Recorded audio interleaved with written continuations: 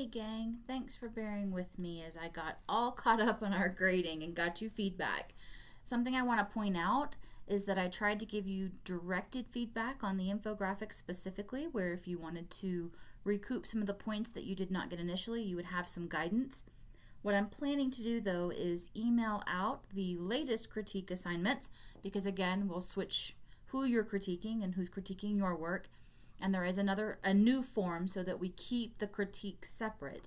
So that email will go out tomorrow. I already have the assignments made, but I'm still trying to wrap up the last critique. We're in the same situation where a few of you were a little late to get those in, but I've reached out to you, and I think we have almost everyone. There might just be one left that's outstanding. So the critiques for the infographics will go out tomorrow. If you would like to update your infographic and incorporate the critique from your peers in addition to my comments, or just go with mine, is up to you. But if you'd like to resubmit your infographic, then please have it back to me by Tuesday, April 26th, 11:59 p.m. You can just resubmit within Canvas. You don't have to email it to me. There is an option to upload a new version, and it will let me see that and notify me that it's there for me to grade. I know one of you has already resubmitted based off of my feedback yesterday. So that grade has been updated. That said, you guys are awesome for hanging in with me as we get through all of this work and we come down to the end of the semester where things should get a little less hectic. I try to trim down the content so that you have a full 2 weeks or so to work on the client project as your final project in the class. But let's wrap up last week's discussion. I do apologize that I wasn't able to jump in this weekend and kind of redirect the conversations, because it started out with a great conversation about storytelling and multimedia storytelling and examples of how this was being used, particularly with NPR.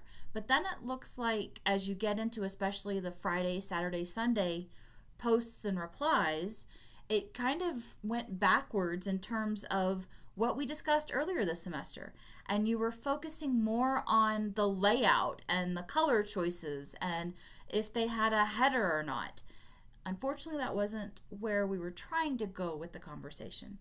So I have given you a couple of tips on screen to think about. When you combine visual plus audio, you get more. And that was the point of the reading and was my intent to try to send you down the path of looking at examples where media outlets have employed multimedia storytelling, not so much how they laid out their news articles. The second piece was the static versus dynamic component. Some of you did key in on whether a media outlet used video versus a static slider that just rotated through different stories and how that played into it. There's also the power of voice. And when we talk about storytelling, voice is very important, and how you give voice and how you use voice. So these are all actually components from the reading in WSNI. But then the last thing is that number 4, the toolbox that is provided on WSNI page 209. So if you flip to that page in the book, then you'll see kind of it's in the I guess 2/3 of the page column that's green. The different components that can be in the designer's toolbox for multimedia and to think about how we can use them.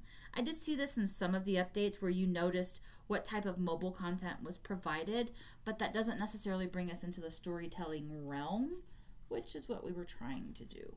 In any case, you guys did a good job of staying active and responding to each other, and for that I am thankful. So let's turn to this week's topic.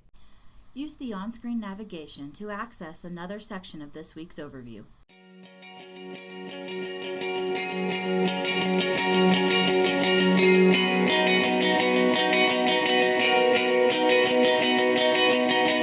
Cold paints the sky just after sunrise.